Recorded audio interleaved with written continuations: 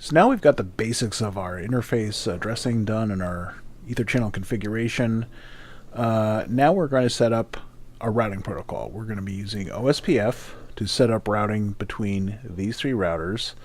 Let's see, we are going to include routes to these networks, some of which, like this one, doesn't exist yet. I don't think, I haven't addressed this one yet. We're going to configure appropriate passive interfaces. And then we're going to make sure that we can get out to the internet from R2 and R3, which is something that we couldn't do last time in order to test our default route. So let's get started. Okay, from our previous experiment with the default route, we know that VyOS likes to treat everything like a protocol, so we know the basic command is going to be set prot, and probably the next step is going to be OSPF. Yep. There's also a separate entry for OSPF v3, which we're not going to be using. So let's see. There's a lot of options here, and this, by the way, this is one of the parts of configuration where the non-nested shells really does cause things to get annoying, and I'll show you what I mean. So we're probably gonna have to go with, let's see, the area. Yep. Okay. And I don't know if I mentioned it before, but in previous experiments I found out that VyOS does not like not having a router ID. It will just fail to work if we don't have it. So right now I'm going to go back and set up router IDs. This is going to be the first thing that I do when setting up OSPF on these routers. And according to the instructions, we're going to be using our loopback address, which for router 1 is 10.1.1.1. And there we go. Okay. Let's see. Router's address, loopback address is router ID. Include all the loopbacks, point-to-point networks, and LAN networks. Do not include the internet address. Okay. So, let's see. We're going to have to set up using our point-to-points here. So let's start with our loopback. Set plot OSPF. This is all going to be single area, so we'll put this in area 0. And you can use a range command in order to summarize routes if you're on a border router, but we're not going to mess with that. We're just going to do everyone by hand. Let's see. We're 10.1.1.1, 32. And I think, yeah, that's all we need. So let's set up the other point-to-points. 31. And 2/31. Is there anything else that we need right now? Nope. Let's see. Do we need to set up passive interfaces? Well, we will on the other routers. We're going to have to set up these LAN interfaces, but we're not even going to include this one. So we do not need to set up a passive interface right here. However, it's not really mentioned here, but I am going to want to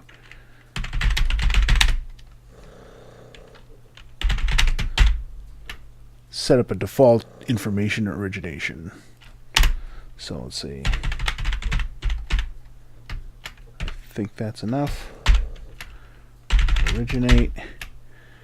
And we're going to always advertise it. I don't think we're going to need a default metric. No, we're just going to use the regular metric. There we go. So let's see. Let's commit this. Save it.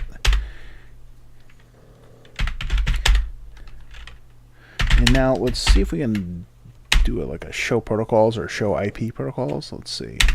Show IP protocols. Oh, there's OSPF routing information. We just do that.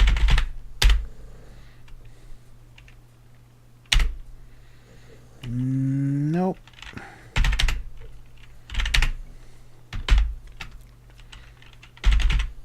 This just shows us all the protocols in use. I think we're just going to have to show the route. Is this it? Yeah, okay, so we do have some OSPF routes, but they're all being generated by us, so they don't really count. Let's get back to this once we configure some of the other routers.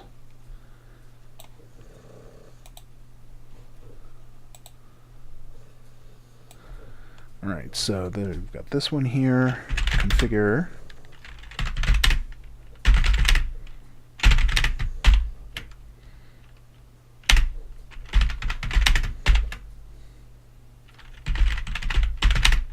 And this is router 2, so we'll set them up like this.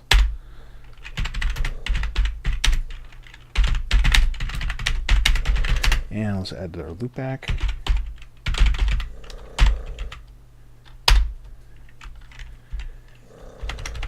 And I think we're on the 10.0.0.0 here. Yeah, I'm pretty sure we are. Find out if we're not.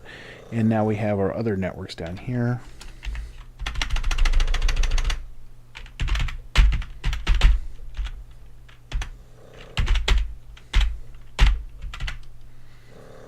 Yep, that's for VIF10. I didn't have to do that. VIF20.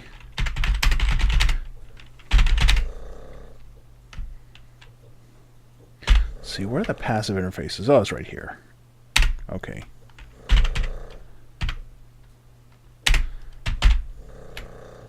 So now we can look at our possible completions. We're going to, just for safety's sake, we're going to get rid of Ethernet 0 and the 2 sub-interfaces underneath it.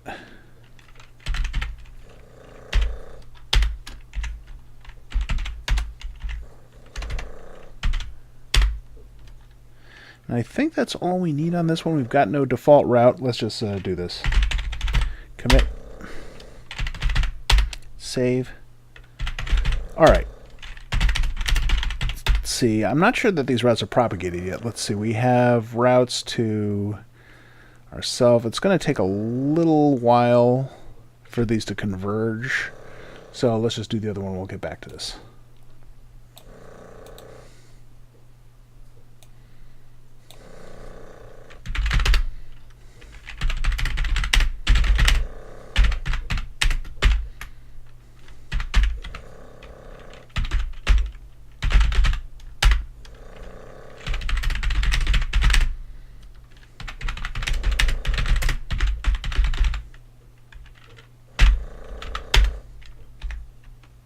Ooh, I did forget to put a network on the other one.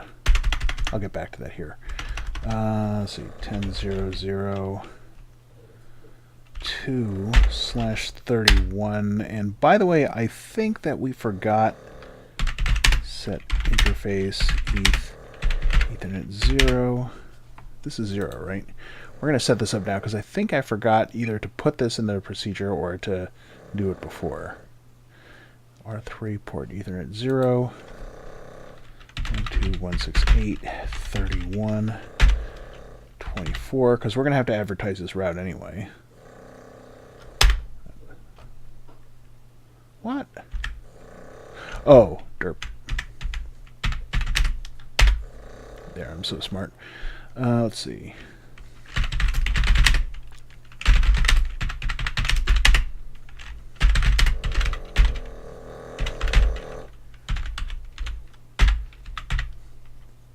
Let's add that, and then we're going to set a passive interface.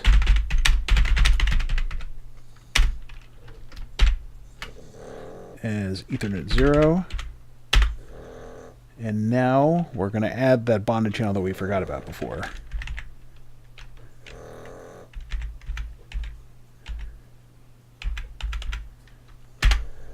And it's that network. Now we have to go back and do that in R2 because I forgot about that.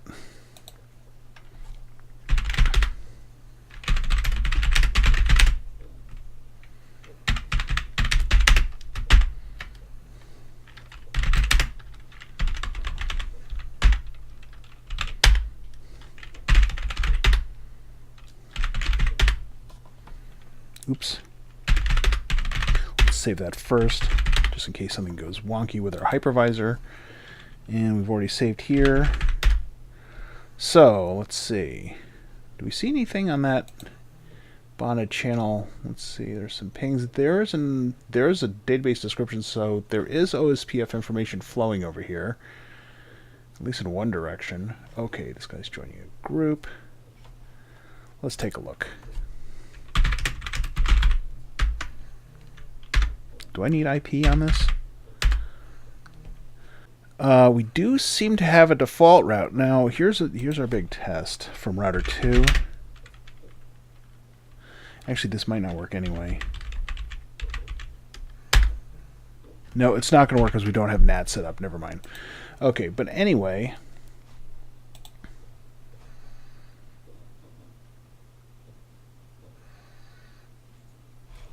All right, we can ping between the loopbacks, though. So let's go back to router 1 here.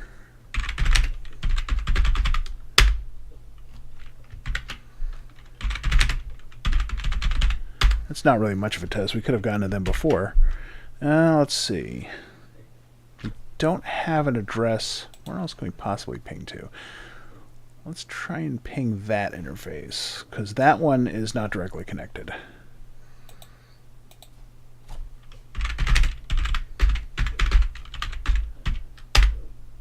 Yep, and we can do that because we have OSPF.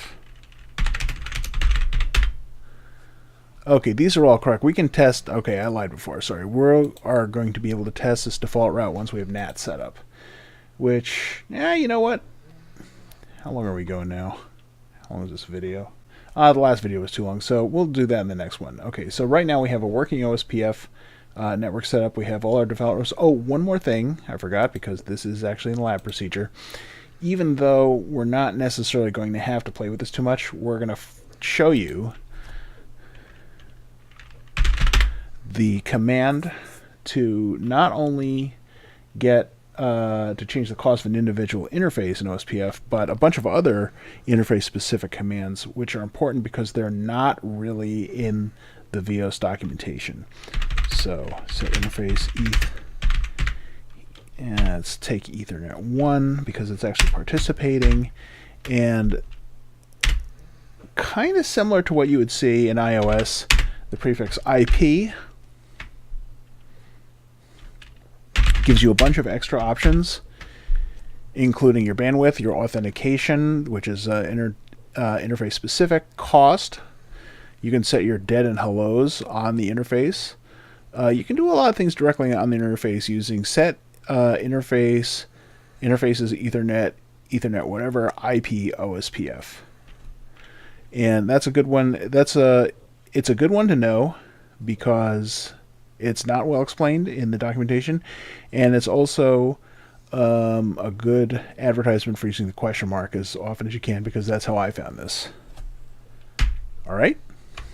Okay, next time we're going to enable NAT, and it looks like we've already done part 5 before, just because I was kind of jumping ahead in my head.